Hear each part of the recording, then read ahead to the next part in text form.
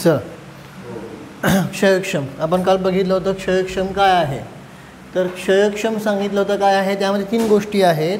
नुसता उदय नाही आहे तर उदय प्लस उपशम प्लस क्षय. तर त्यापैकी आपण पाहिलं होतं की वर्तमान समयातल्या सर्व घाती स्पर्धकांचा काय सांगितला होता, उदयाभावी क्षय. उदयाभावी क्षय म्हणजे ह्यांचा उदय येणार होता, परंतु इथं जे उदयाला होते का नाही हे सगळे सांगितलं देशघाती रूपानं काय आलेले आहेत, उदयाला आलेले आहेत. कळलं का नाही. ते सर्व घाती रूपानं उदयाला आलेले नाही आहेत. उदयाभावी क्षय म्हणजे काय, गायब नाही झाले काय. अनेक वेळा सांगितलेलं क्षय म्हणजे काही गायब होत नाही. लक्षात येते का नाही. हां, नष्ट व्हायची प्रकृती ही नाहीच आहे, प्रक्रिया नाहीच आहे.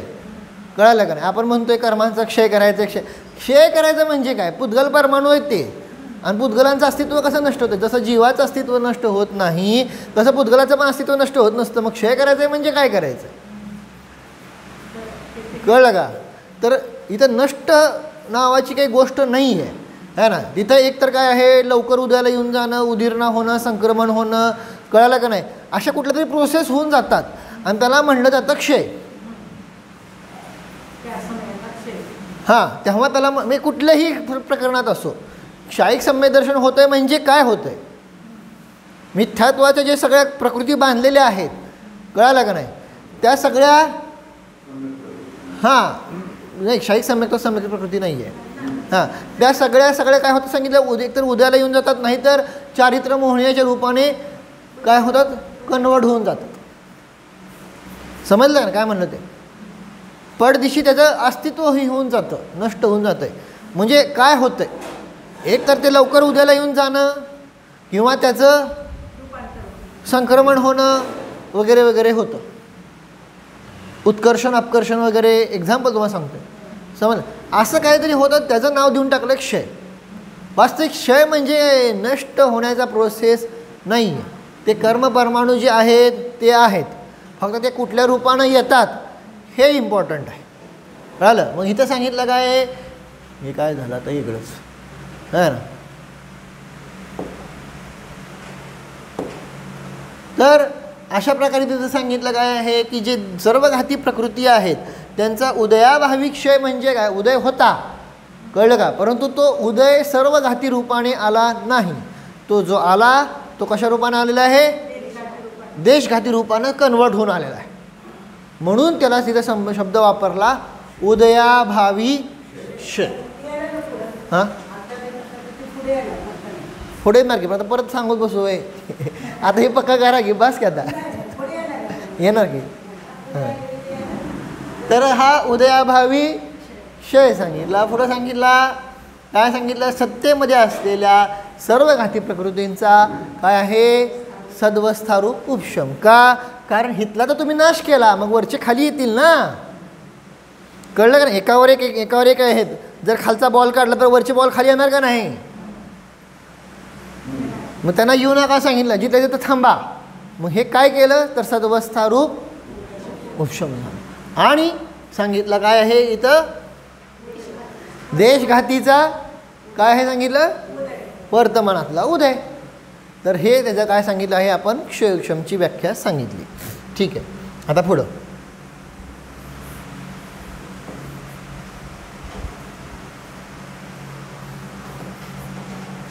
हां. तर त्यापैकी आता आपण काय पाहत आहोत, इथं पाहत आहोत की गुणस्थानामध्ये मग त्यापैकी सांगितलं जो पहिला मिथ्यात्व गुणस्थान आहे, त्यामध्ये काय सांगितलं होतं, मिथ्यात्वाचा काय आहे, उदय आहे, तेव्हा मिथ्यात्व गुणस्थान होतं आहे. म्हणून तिथं काय नाव पडलं, औदयिक भाव. त्यानंतर दुसऱ्या गुणस्थानामध्ये पाहिलं होतं काय होतं, हां म्हणजे तिथं सांगितलं काय आहे, दर्शन मोहनीयाच्या कुठल्याही प्रकृतींचा उदय उपशम क्षय आहे का नाही, हे कुठलं क्षयक्षम काहीही न घडता दुसरं गुणस्थान होतं आहे. कळालं का नाही. ह्याला दर्शन मोहण्याचे कशाचाही अवलंबन लागत नाही, बरोबर का नाही. म्हणून तिथं नाव काय पडलं त्याला, दुसऱ्या गुणस्थानाचं काय झालं, परिणामी. त्यानंतर तिसरा गुणस्थान सांगितलं ॲक्च्युली होतानाच कसं होतं हे लक्षात घ्या, मग बाकीचं काय अवघड नाही. तिथं क्षयक्षमी भाव का घडवल्यानंतर तिसरं गुणस्थान होतानाच कसं होतं आहे ना. तर तिसऱ्या गुणस्थानामध्ये फक्त सम्यक मिथ्यात्व प्रकृतीचा उदय नाही आहे. कळलं का? नुसता उदयानं, जसं मिथ्यात्वाच्या उदयानं मिथ्यात्व पहिलं गुणस्थान झालेलं आहे, कळलं का नाही, तसं नुसतं सम्यक मिथ्यात्व एवढंच उदयाला आलं म्हणून तिसरं गुणस्थान आलेलं नाही. तिथं बाकीच्यांचा काय झालेला आहे, उपशम क्षय देखील झालेला आहे. सो तिसरं गुणस्थान होतानाच, कळलं का नाही कसं होतंय, क्षयक्षम रूप अवस्था आहे. कळलं का नाही? लक्षात येते का? नेहमी लक्षात ठेवा, तिसरं गुणस्थान तेव्हाच होणार जेव्हा ऑलरेडी मिथ्यात्वाचे 3 तुकडे झालेले असणार. कोण्या अनादि मिथ्यादृष्टीला डायरेक्ट तिसरं गुणस्थान होतच नाही. का होत आहे? नाही होत. पहिल्या गुणस्थानातनं तिसऱ्यात जाता येतं, पण कोण आहे तो साधी मिथ्यादृष्टी आहे. कळलं का नाही? है ना. सो ऑलरेडी तिथं काय झाले, मिथ्यात्वाचे 3 तुकडे झालेलेच आहेत आणि असा जीव तिसऱ्या गुणस्थानात जातोय. पण ते होत असताना नुसता सम्यक मिथ्यात्व प्रकृतीचा उदय नाही आहे, पण नुसता त्याच्यावर नाही आहे, त्यासोबत बाकीच्यांचा काय आहे, उपशम क्षय आदी आहे. ते तुम्हाला घटवलेलं आहे. ठीक आहे. आता मी ते सांगत नाही. एका शब्दात समजलं का? आता चौथं गुणस्थान. चौथ्या गुणस्थानामध्ये पण औपशमिक सम्यक्त्व, तिथं काय आहे, मिथ्यात्व आणि अनंतानुबंधीच्या ह्यांचा काय झालेला आहे, उपशम झाला. तेव्हा औपशमिक सम्यक्त्व होतं का नाही? हां हां. मग तिथं त्यामुळं ते औपशमिक भाव आहे, उपशमामुळं होता ना तिथं. सो औपशमिक भाव. क्षायिक सम्यक्त्व तिथं काय आहे, मिथ्यात्व आहे ना, आणि हां म्हणजे मिथ्यात्व सगळ्याच, मिथ्यात्व सम्यक प्रकृती आहे ना, आणि पुढं सांगितलं काय, अनंतानुबंधी 4 अशा 7 प्रकृतींचा काय आहे, क्षय होतो. तेव्हा क्षायिक सम्यक्त्व होतं. म्हणजे काय आहे, इथं ऑलरेडी क्षायिक भाव झाला. कळलं का नाही? आता क्षायक्षमिक सम्यक्त्व कधी होतं, तर इथं फक्त सम्यक प्रकृतीचा उदय नाही. नुसता सम्यक प्रकृतीचा उदय आला म्हणून क्षायक्षमिक सम्यक्त्व होत नाही. मग काय घडतं? हां, तर तिथे सांगितलं सम्यक प्रकृतीचा उदय आहे, परंतु मिथ्यात्व, सम्यक मिथ्यात्व ह्या सर्व घाती प्रकृतींचा काय आहे, उदयाभावी क्षय सद्वस्थारूप उपशम पण आहे. तेव्हा कुठं क्षयक्षम सम्यक दर्शन होतं. कळलं का नाही? म्हणून इथं क्षयक्षमिक भावाला इथं चौथ्या गुणस्थानामध्ये दर्शन मोहण्याच्या अपेक्षेने औदयिक भाव येत नाही. क्लिअर झालं का? हे एवढं सोपं आहे. 3 दिवस झाला, आता बास झाला. आता पुढे जाऊया. आज 3रा दिवस. हां, आता पुढे जाऊ. हां, पुढं आता 5व्या गुणस्थानामध्ये 5व्या गुणस्थानापासून सिद्धांपर्यंत त्यांनी सांगितलं आता दर्शन मोहनीय लावायचं नाही. आता कोण लावायचं सांगितलं? चारित्र्य मोहण्याच्या अपेक्षेने आचार्यांनी घटवले. असं का केलं? असं काही नाही, जबरदस्ती नाही आहे. तुम्ही दर्शन मोहण्याच्या अपेक्षेने पण घटवू दर्शन मोहनीय काय काल घटवलं होतं का नाही आपण, ज्ञानावरणाच्या अपेक्षेने घटवा दर्शन. अशा काही जबरदस्ती नाही आहे की कुठल्या कर्माच्या अपेक्षेने घटवायचं नाही आहे. कळलं का? परंतु आचार्यांनी जे घटवलं आहे आपण आत्ता ते समजत आहोत. क्लिअर? ओके. कारण ही सगळी चर्चा धवलामध्ये आहे ना. ते का असं का घडवलं हे सगळं तुम्हाला पुढे जाऊन नंतर कळेलच. ओके. हां, तर आता काय पाहत आहोत आपण? चारित्र्य मोहनीय.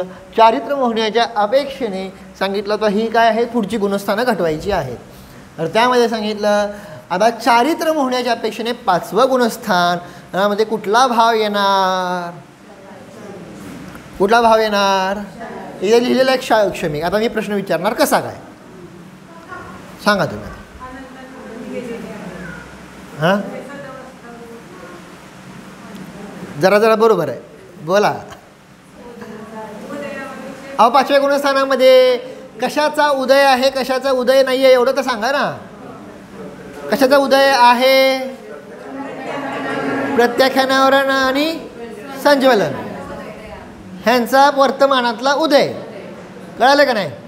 हां, आणि अनंत अनुबंधी आणि अप्रत्याख्यानावरण ह्यांचा उद्याभावी क्षय आणि सद्वस्थारूप, तेव्हा कुठं काय होतंय? पाचवं गुणस्थान.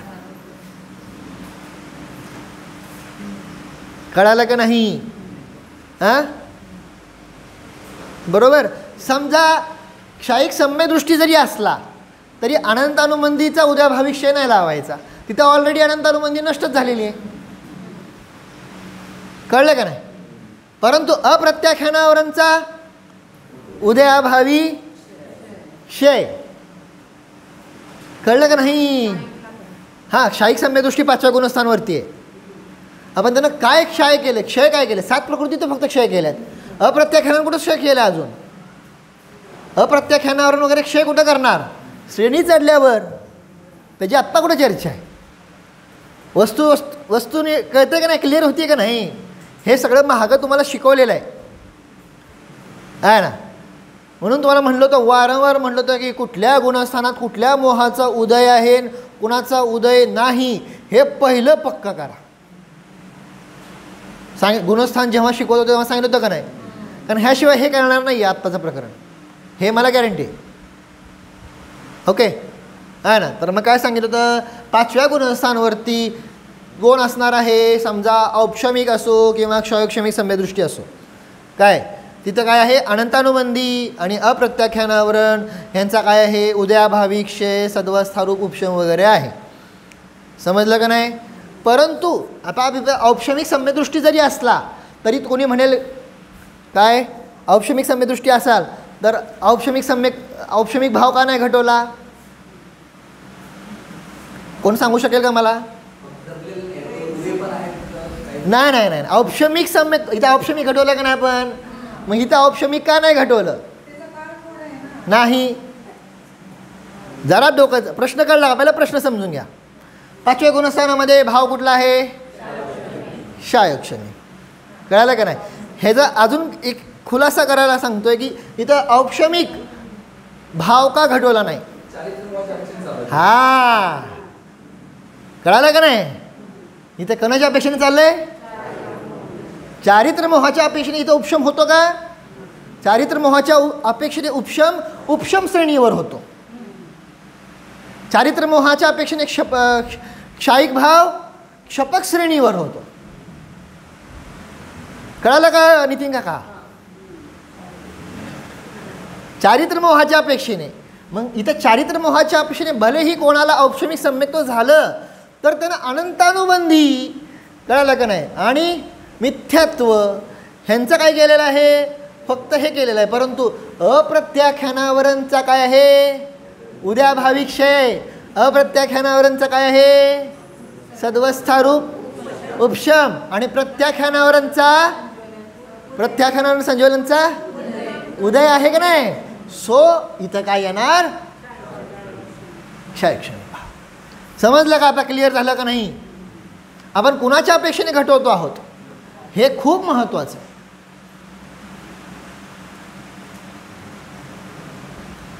कळालं का? हां, कॉन्फिडन्स दिसत नाही चेहऱ्यावर मला. मला माहिती आहे मी लेवरच्या लेवलचं सांगतोय, पण आता ठीक आहे ना. हां, बरं ठीक आहे. हां, मग आता तुम्ही तिथं डिपेंड करतोय. जर दर्शन मोहनेची अपेक्षा लावली तर औपशमिक, क्षायक्षमिक, क्षायिक तिन्ही भाव येणार पाचव्या गुणस्थानात. जर दर्शन मोहण्याची अपेक्षा लावली असती तर. समजलं का नाही? पण आता आपण काय घटवतोय? चारित्र मोहनीय. मग चारित्र मोहण्याच्या अपेक्षेने जर लावलं तर नुसतं काय आहे? हे चालत नाही. तर तिथं काय आहे? अप्रत्याख्यानावरणचा काय आहे? अप्रत्याख्यानावरणचा उपशम झाला का? नाही ना झाला. तो कुठं सुरू होतो? उपशम श्रेणीवर. समजलं का नाही? चारित्र मोहण्याचा उपशम कुठं सुरू होतो? उपशम श्रेणीवर. घटवलंय का नाही? काय म्हणतोय? एक स्टेप बाय स्टेप करत 10व्या गुणस्थानामध्ये लोभ राहतो. मग त्या लोभाचा पण उपशम केला. 11व्यामध्ये पूर्ण काय झाला? उपशांत मोह झाला, बरोबर का नाही? क्षपक श्रेणीवर चारित्र्य मोहण्याच्या कर्मांचा काय होत जातोय? क्षय होत जातो. पॉईंट समजतोय का नाही? हे पक्क केलंय हो तुमचं, है ना? आता मला असं दाखवायला लागलं की पहिल्यांदा सांगायला लागला. हे तुमचं पक्क केलंय मी गुणस्थान, कळालं का? आता तुम्ही अभ्यास केला नाही, आता मी काय करणार, है ना? तुम्ही विसरून गेला, सांगितलं होतं मला. तर खरी मी सुट्टी घेतली होती का नाही, मी ठरवलंच होतं की पहिल्या दिवशी परीक्षा घ्यावी, पण परत म्हणलं जाऊ द्या, परत यायचेच बंद व्हायचे. अगोदर पक्क करून परत परीक्षा घेऊ, कळालं का? आठवत आहे का? काय आठवत आहे का? मला सगळं घ्यायला लागेल परत. मोहण्याच्या अपेक्षेने आपण घडवली होती का नाही गुणस्थानं सगळी? हां, बरं घेऊ अजून पाहिजे जर पुढं जाऊन घेऊ अजून. आता इथं हे प्रकरण भावाचं संपवायचं मला आज. कसलं आहे परिस्थिती? आता भाव जर ठेवले तर मग सगळे अभाव होतील. बास आता. ओके, तर पाचव्या गुणस्थानामध्ये चारित्र्य मोहण्याच्या अपेक्षेने क्षायक्षमिक भाव. क्षायक्षमिक भाव मीन्स तिथं काय आहे? 3 गोष्टी आहेत: उदय, उपशम आणि फक्त चारित्र्य मोह लावायचा. दर्शन मोह इथं लावायचंच नाही, बरोबर का नाही? है ना?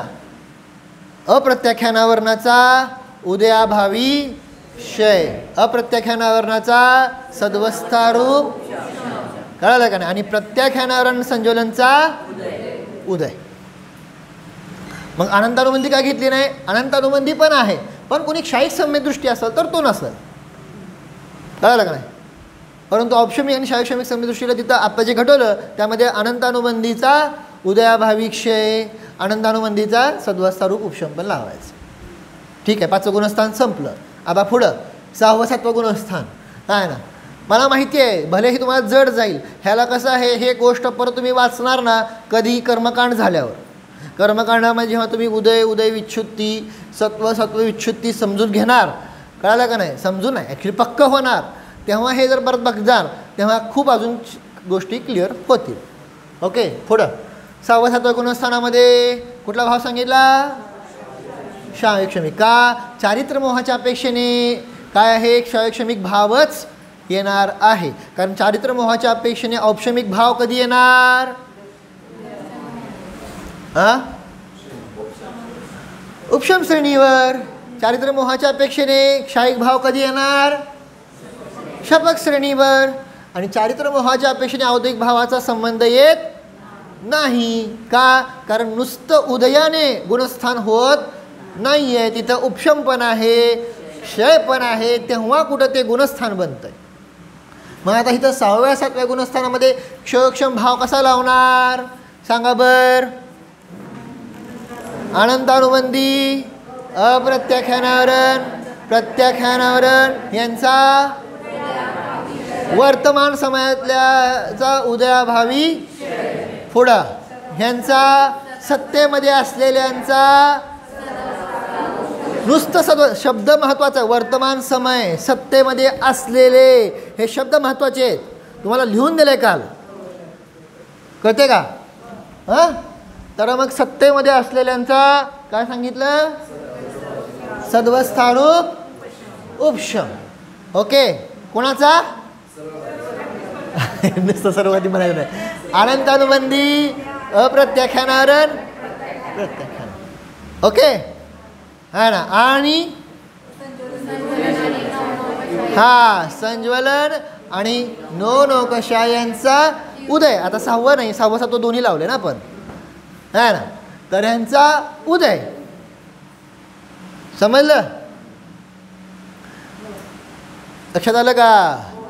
हां, तेव्हा कुठं काय झाला? हा संज्वलन क्षायक्षमिक भाव झाला. हां, मग तो चारित्र्य मोहाच्या अपेक्षेने, हां, मग चारित्र्य मोहाच्या अपेक्षेने क्षायक्षमिक भाव नाही घ्यायचं की 7 नंबर 6 देतो की मग. हां, बरोबर आहे. हां हां, मग सांगितलं क्षायक्षमिक, चारित्र्य मोहाच्या अपेक्षेने क्षायक्षमिक भाव. 6व्या 7व्या गुणस्थानामध्ये क्षायक्षमिक भाव. जोपर्यंत श्रेणी चढत नाही तोपर्यंत क्षयक्षमिक भाव.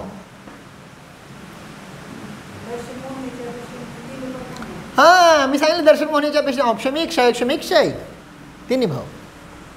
अहो तुम्ही मोहनी मी काल तर ज्ञानावरण पण घटून दाखवलं होतं ना तुम्हाला. ज्ञानावरण दर्शनावरण अंतराय सगळे घटू शकतो. ठीक आहे. फक्त मी ते तिकडं का जात नाही आहे हे समजणं आहे अजून तिकडं काय करायचं तो वरच्या लेवलवर जरा अजून चिंतनाचा विषय आहे. ठीक आहे कळालं का. सो 6व्या 7व्या गुणस्थानामध्ये क्षयक्षम भाव अशा प्रकारे झालेला आहे. पण जर 6व्या 7व्या गुणस्थानावरती क्षयी सम्य दृष्टी असेल तर तिथं क्षयक्षम भाव घटवत असताना अनंत अनुबंधी सोडून द्यायची.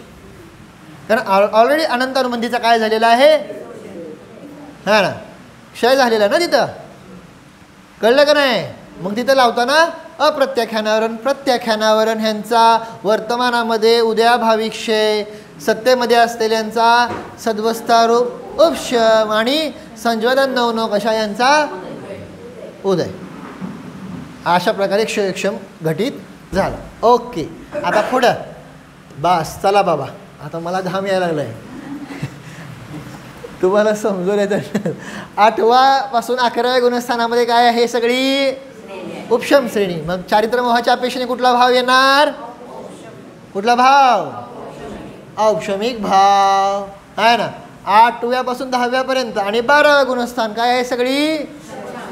त्यामुळे चारित्र्यमोहाच्या अपेक्षेने कुठला भाव येणार 13व्या 14व्या आणि सिद्धांच्या अपेक्षेने कुठला भाव येणार समजलं. चारित्र्यमोहाच्या अपेक्षा समजलं. झालं. अशा प्रकारे हे सगळे भाव संपले. जाऊ का पुढं. नाही मला इथं तुम्ही अजून भरपूर सांगण्यासारखं आहे पण जेवढं सांगेल तेवढं परत तुम्हाला त्रास होईल. त्यामुळे आता एवढंच पक्क करा. चला आता फक्त आज हात वर करा. मला विचारायचं आहे एकदम खाली बघायचं नाही. क्षयक्षमाची व्याख्या कोणी कोणी पक्की करून आलेला आहे तेव्हा खाली बघायला लागले आहे का लगे खाली बघायला म्हणलं खाली बघायचं नाही. क्षयक्षमाची व्याख्या कोण कोण पक्क करून आलंय तेव्हा का हात वर करा. 1 2 3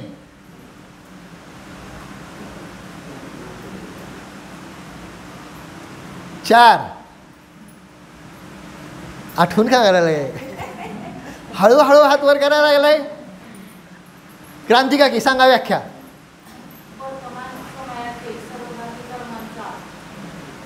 स्पर्धकांचा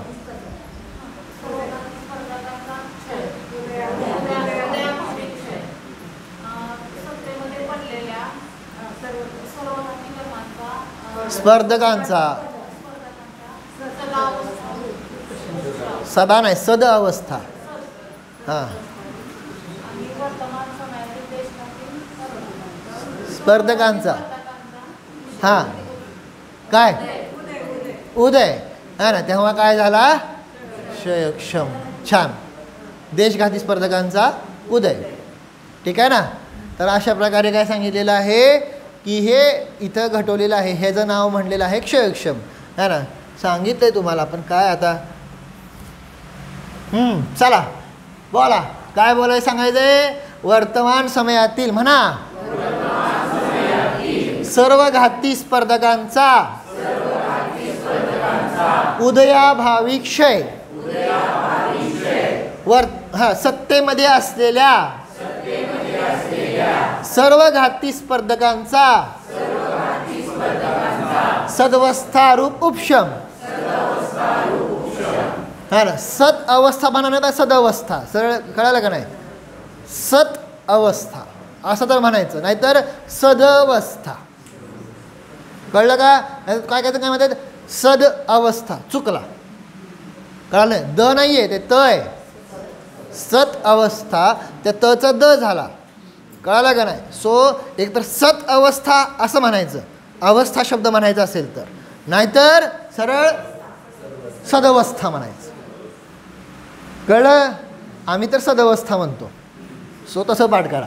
तर हां काय सत्तेमध्ये असलेल्या सर्व घाती स्पर्धकांचा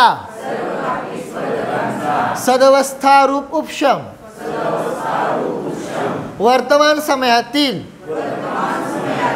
देशघाती स्पर्धकाचा उदय म्हणजे क्षयक्षम. कळालं का? नाही तर नुसतं म्हटलं आपण कशाची व्याख्या झाली ही विसरून जाईल. आणि ही व्याख्या आळही बळही पाठ म्हणजे पाठ पाहिजे. आणि आता मी खरं सांगतोय, सिरियसली सांगतोय, उद्या जर पाठ करून नाही आला तर मी उभा करणार आहे पूर्ण क्लासभर. मी एकटा का उभा राहायचं, तुम्ही बी उभा राहा. सिरियसली सांगतोय. तुम्हाला लक्षात व्याख्या नाही आली तरी पाठ करायची, पण ती पाठच करायची, घोकायची. मी म्हणलो होतं का नाही 9 वेळा जाप द्या. दिले का तुम्ही? दिले का? क्षयक्षमाचे 9 वेळा जाप द्या म्हणलं होतं का नाही? हा ना. आता आज 27 वेळा जाप द्या. पाठ का होत नाही मला सांगा फक्त. आणि हे खूप गरजेचं आहे, खूप.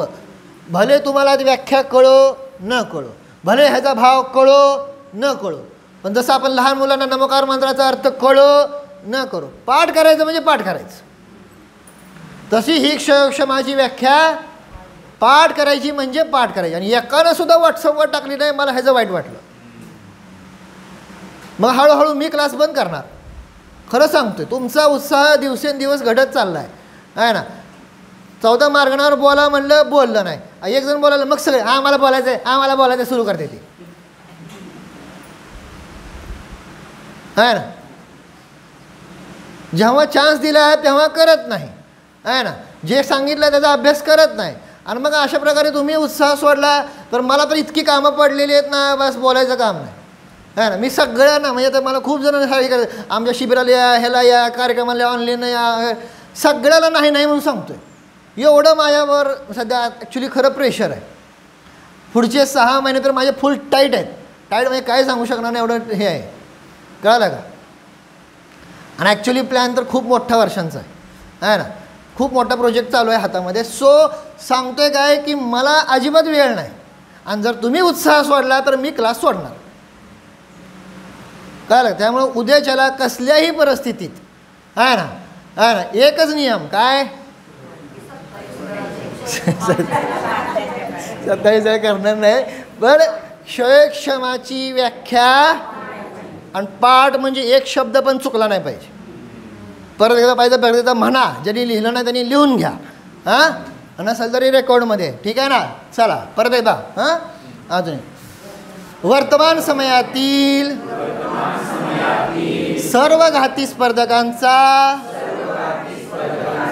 उदयाभावी क्षय, है ना. सत्तेमध्ये असलेल्या, है ना, सर्व घाती स्पर्धकांचा सदवस्थारूप उपशम, है ना. वर्तमान समयातील देशघाती स्पर्धकाचा उदय, है ना. त्याचं नाव काय आहे, है ना. त्याच क्षयक्षम म्हणतात. हे एकूण एक शब्द असे पाहिजे. समजलं? हे पक्क करा. का पक्क करा महाग लागलोय? कारण पुढचं सगळं खेळ त्याच्यावर आहे. कळालं का नाही? ही इट्स ABCD, कर्णानुयोगाची ABCD आहे. आणि ABCD नाही झाली तर मग काय करणार? भले बाकीचे भाव कळो न कळो, कळालं का नाही, परंतु हे तेवढं महत्त्वाचं. जेवढं 14 गुणस्थान पक्के आणि 14 गुण मार्गणास्थान पक्के, तसं सांगितलं काय आहे, क्षयक्षमाचं लक्षण खूप गरजेचं आहे. का गरजेचं आहे? कारण हे मी परत कसं सांगत बसू? जेव्हा काय प्रकरण येणार आहे हे मला माहिती. आणि प्रकरण आलं की मग परत मी हे कसलं सांगत बसू? प्रत्येक वेळेस सांगत बसू का की हे असं क्षयक्षम होत चाललं आहे, हे असं, म्हणजे मी काय म्हणतो त्याला अर्थ नाही आहे. म्हणजे प्रत्येक वेळेस जर आपण काय म्हणतो वाचायचं म्हणलं तर A for Apple, B for, असं बास. आता ते नाही उपयोगाचं. हे काय 4थी 5वीत शिकवलं जात नाही. कळालं का नाही? मग ते अशी आमची हालत होते. म्हणून हे पक्क पाहिजे. लक्षात येते?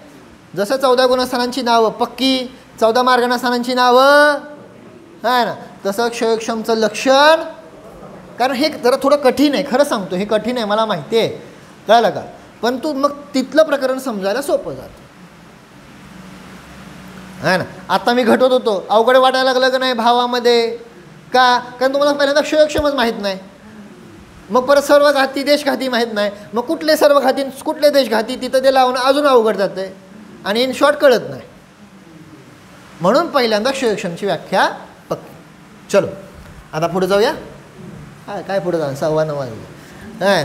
तर अशा प्रकारे काय सांगितलं, हे इथं घटवलेलं आहे, सगळं विसरू नका. आता मी काय पाहणार, काय सगळंच सोडलं. हां, 14 गुणस्थानांची नाव.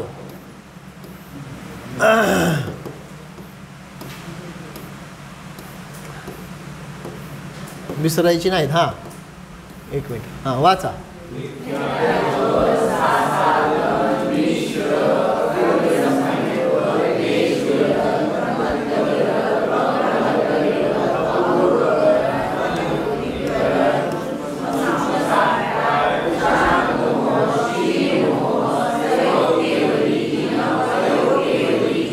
छान वाटलं. काय काय पुरुषांनी डोळे बंद करून वाचलं, मला बरं वाटलं.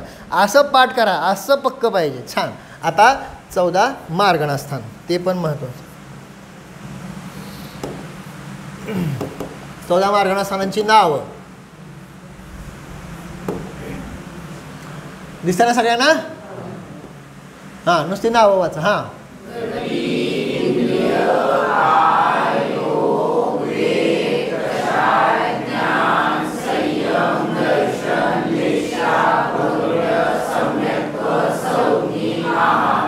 कळालं? हे 14 काय झाल्या? मार्गणा. ठीक आहे ना. त्यामुळे गती किती आहे ना? इंद्रिय. आता मी नावं नाही सांगा, इथं तुम्हाला दिसतंय ना, का घ्यायचं ते पण? बरं ठीक आहे, तर नुसतं आकडा तर सांगा. काय? योग, वेद बघून सांगताय, न बघता प्रयत्न करा. ज्यांना जमतं त्यांनी डोळे बंद करून उत्तर द्यायचं, किंवा खाली बघा, इकडे बघा, कळलं का नाही? परंतु उत्तर न बघता द्यायचा प्रयत्न करा. हां, ज्यांना नाही सांगत त्यांनी बघून सांगा. ठीक आहे ना. योग, वेद, कषाय, ज्ञान, संयम, दर्शन, लेशा, भव्य, सम्यक्त्व, संज्ञी, आहार. ठीक आहे. अशा प्रकारे त्यांचे भेद बघितले. नाव पटापट. 4 गती.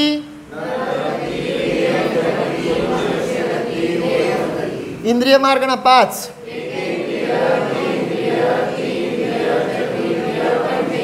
षट काय?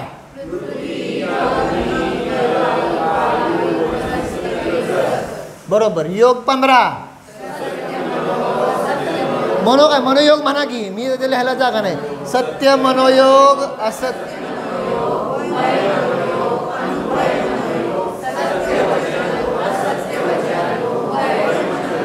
अनुभय वचन योग, औदारिक काय योग, औदारिक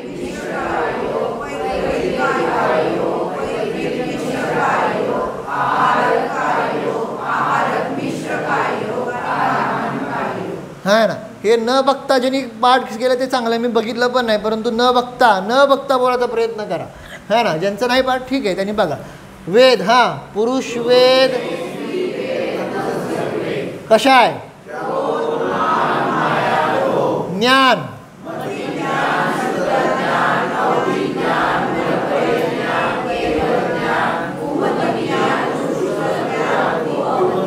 तू अवधी ज्ञानला दुसरं नाव काय आहे? विभंग ज्ञान. ठीक आहे. संयम.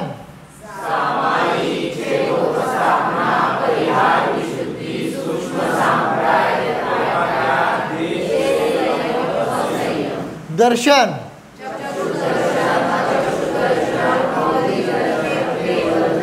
लेशा.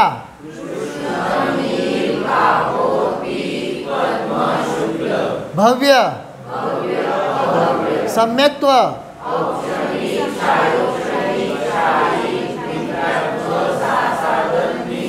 संज्ञी.